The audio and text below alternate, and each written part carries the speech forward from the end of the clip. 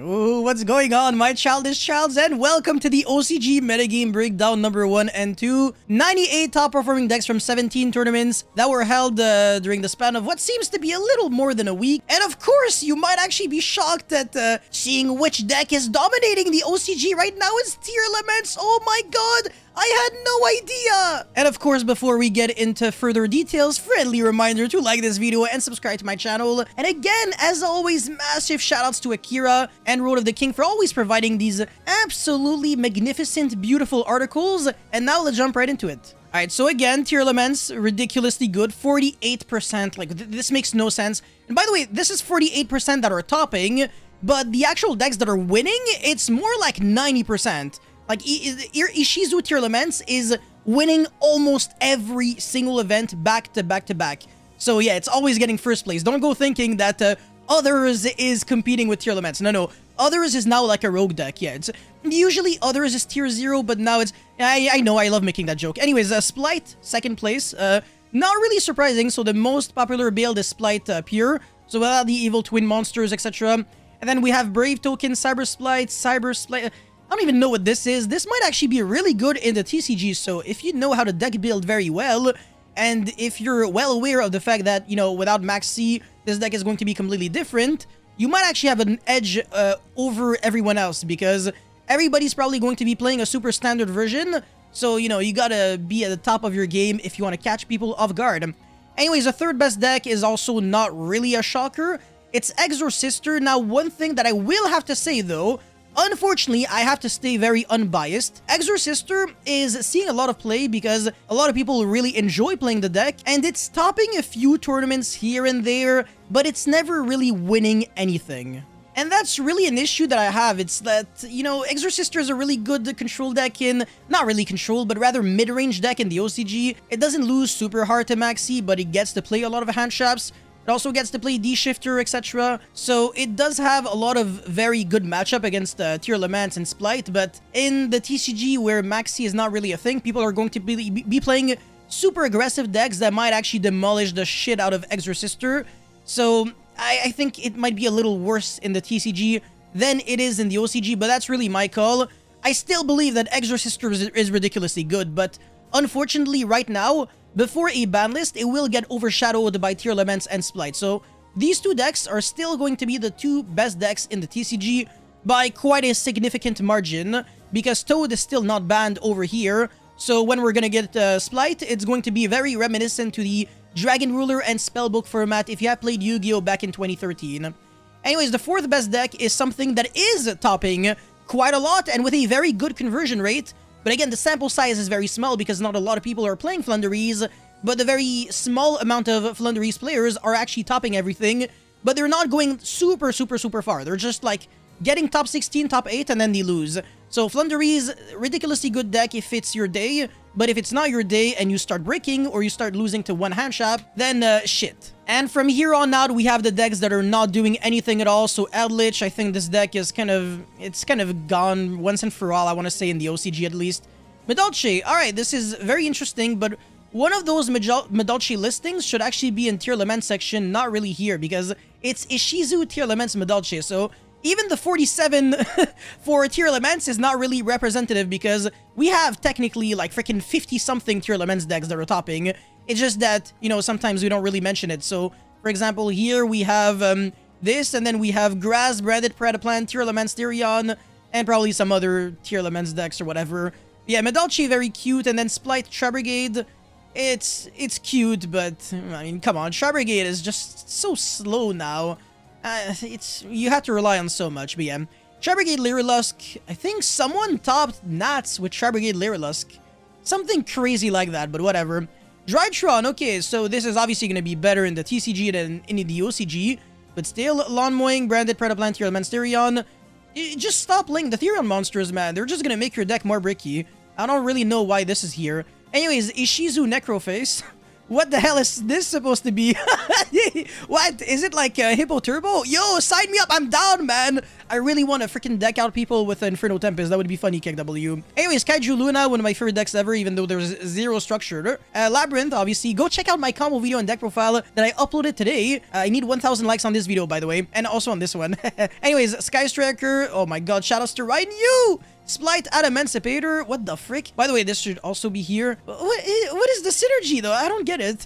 I guess Researcher and Seeker. Yeah, but it's bad if you draw Anal and you don't excavate Doki Doki. Yes, I know I called it Anal. Anyways, Spiral, Chuking Dino, Umi, what the and Virtual World, of course. Of course, always that one Virtual World that tops because you draw the nuts, man. Kowloon, Lulu, 3 hand traps, just conveniently. Anyways, Calvin Ang, yo, this guy is everywhere, man. He's so good. And it shows because he's the champion of the 2014 Asia tournament, and also he represented Singapore at the Worlds in 2014. And 2014 was the Worlds at which my boy Sehabi won.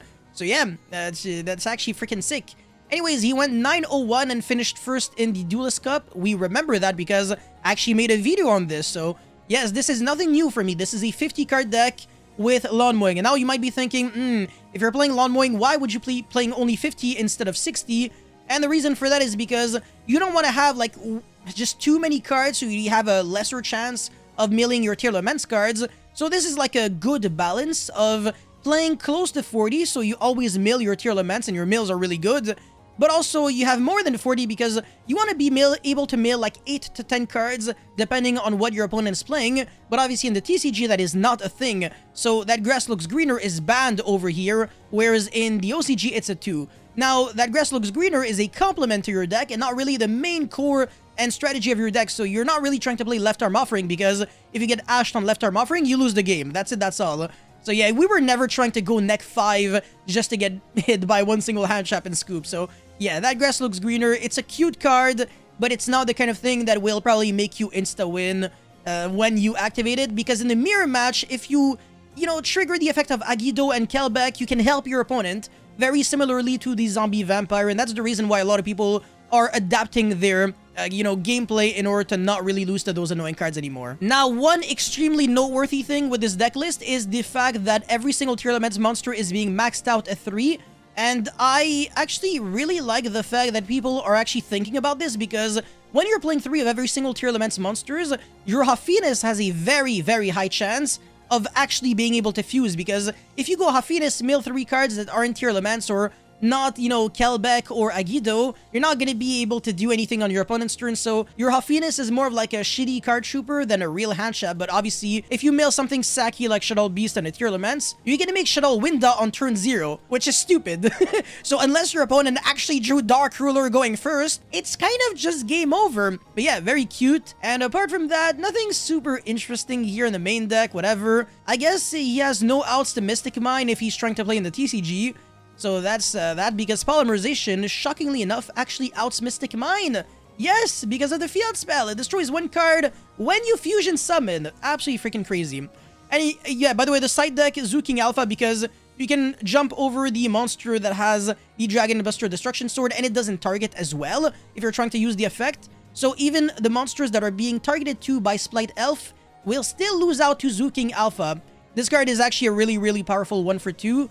And another cool thing about Zooking Alpha is the fact that it's an inherent summon. You can't really negate its summon unless you have something like Solemn Judgment. And it's still the kind of card that you can summon under the barrier, whatever, all those annoying floodgates. And the rest of the side deck, I mean, Lava Golem, Pancratops, obviously it's one of the best 1-ofs you can play. Artifact Scythe for, I don't even know why. He doesn't play Crossout, he doesn't play Dagda. Oh no, Sanctum, yeah, I'm stupid. Alame. Oh, yeah, too much PTSD from always seeing Scythe with freaking Dagda and everything. I forgot that Sanctum existed. Hey, it's not my fault, okay? Anyways, double Regeki because, again, SPLIGHT can no longer make Omni Negates now that Toad has been banned. Well, it can with SPLIGHT Red. And by Omni Negate, I meant Spells and Trap Negate. And by the way, it's not SPLIGHT Red, it's actually SPLIGHT Carrot, which is very misleading because SPLIGHT Red is orange and SPLIGHT Carrot is red. Yes, I know, very sketch. Anyways, 2 Lightning Storm, 2 Twin, Reboot, etc., whatever. Our decks are going to be completely different, man, especially when we're going to be getting Tier Laments and SPLIGHT. we will not have the Ishizu cards before, I believe, November. So, yeah, she's gonna be slightly different. Alright, SPLIGHT now. Tan Jiahang went 6-2 and finished 5th to 8th, so obviously top 8, in a 156-player tournament. Now, he doesn't want to play Solemn Judgment in the side deck, or he does, but the guy is freaking sick, man. He's trying to play a Pointer of the Red Lotus as well, because if you can shotgun this on standby, you can look at your opponent's hand, make him lose like a Lava Golem, Sphere Mode, etc. Cards that Solemn Judgment can't really deal with. So a Pointer of the Red Lotus, obviously being a very good card, and also allowing you to time your interruptions better, because if you know for a fact that you need like a spell or trap card negate, your SPLIGHT starter can summon the carrot instead of having to summon the red or something garbage. So yeah, the hand knowledge is actually really insane. And I actually think a Pointer of the Red Lotus will see a huge amount of play in the next format. The card is always unfair in decks that are unfair. And obviously the card sucks in decks that suck. Yeah, it's not really like anti-spell, which kind of carries you, even when your hand is not that good, because all you really need is just to summon 8k worth of damage next turn and you win. This time you actually need to have a pretty good play if you want to do something with a Pointer of the Red Lotus, because you have to pay 2k and you have to reveal your entire hand, including at least one card, so you need a lot of cards to play with when you use a Pointer. And yeah, double Ghost Ogre because of the Gigantic SPLIGHT, so this card's always kind of good. It acts like a Gamma because the Gigantic SPLIGHT has to successfully detach if it wants to summon from the deck.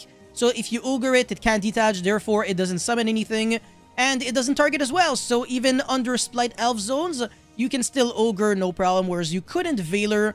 That's the reason why Veiler is no longer played and Imperm is only a 2 of. You might as well just play cards that don't target, like a Maxi Ash, and yeah, I mean, that's pretty much it. The guy's actually main decking Artemate Slave, very interesting. So he's playing Elder Entity Entis with the Trouble Sunny, and he's main decking one Evil Twin Kisiki Lila.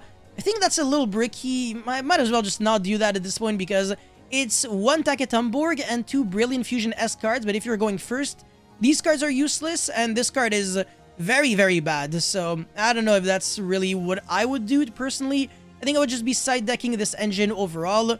And if you draw this against, I don't know, Exorcister, they don't Link Summon, they don't Fusion Summon. So this card's usually pretty bad. You're gonna have to be going like 1 for 1, basically, because you're gonna be sending one of your Xyz monsters. I've seen better. Anyways, the rest of the deck is kind of not super spicy, except for the SPLIGHT card that makes you gain attack, which I don't even know why people play anymore. Probably because they don't want their monster equipped with Dragon Buster or Destruction Sword to get jumped over by battle, or because they want to get rid of big monsters with high attack, towers, S cards, etc. Anyways, the final deck list, and the one that everybody has been waiting for, Exorcister. Tan Yihong went 7-2 and finished 3rd to 4th. God freaking damn it. Yeah, he got 4th place. I don't even know why it says like 3rd to 4th in the same tournament, basically. Again, I remember that. And Regeki is, again, seeing a lot of play now, so main deck 2, side deck the 3rd one. And the reason why Codebreaker Virus Swordsman is in the extra deck is not because it's the Reaper target so that you don't lose to deck dev, even though that could have almost been logical. The real reason why it's there is because you want to be able to jump over Baguska, which is kind of like a turn skipper against everyone. So yeah, Baguska is absolutely no joke if you don't really have the ability to Link Summon, because your monsters always go into defense, and against SPLIGHT, the Reaper target will be SPLIGHT Elf, and against the Tier Laments deck, the Reaper target is Kit Kalos. So definitely very logical there. And then main deck 2 Shifter, because you don't cry if you don't draw the card, but you do cry if you draw multiples. So by playing 2, you're kind of mitigating that risk. So diversity in the hand traps is definitely something that I can appreciate. However, in the TCG, instead of seeing Regeki in the main deck, we will most likely see Dark Ruler no more over here. And the rest of the deck for the lineup of Exorcister monsters, I think we've gotten to a point where this is probably staple, and very stable as well, because nobody in the OCG is playing Zoroa, and the Zoroa actually used to make a lot of sense, because we obviously had way less cards to play with, because Malfa wasn't around, so we didn't really have a way to get, you know, a lot of recursion, a lot of good follow-up, but now with Malfa, we don't really have to play Zora anymore, so this definitely replaced the need for that. And the Constellar Omega with M7, they're here because you want to be able to make a 4 Material Zeus not really here because you want to use the effect of M7 to recycle back a monster from the grave, because you can't do that the turn you overlay it on top of one of your Constellar monsters, so don't forget about that. And yeah, always 3 Michaelis, 2 Caspitel, 1 Eusophiel, 1 Gibberine, and then 2 Magnifica. And that's it for the Exorcister monsters. For the side deck, even more hand shops, because 2, 5, 8, 9, 11, 14 motherfucking hand shops, goddammit. And then side an extra 4 hand shops, so a total of motherfucking 18. And then another Regeki evenly. And then for going first, D-Bearer and Solemn Judgment, god damn. Bro, you're not trying to lose going second or first, actually, because this is kind of looking intimidating AF. In conclusion, Ishizu Tear Man still the best deck, obviously, but SPLIGHT and Exorcister are still very good, and I already explained why Alpha and Pancratops are always really good cards, being able to get rid of the annoying El Shaddai Winda, Dragon Buster Destruction Sword, because they can simply summon themselves and jump over. And again, even if your Mech Knight Crusade, your Avermax is untargetable by card effect, your Zooking Alpha can still bounce it back, and of course it will not trigger the extra deck, well, the effect when it leaves the field, because it's in a private knowledge location, so it simply cannot activate its effect. So that's pretty much it for this OCG metagame breakdown. Let me know your thoughts about this meta in the comment section below. As always, don't forget to like and subscribe. I'll see you guys very soon. Peace.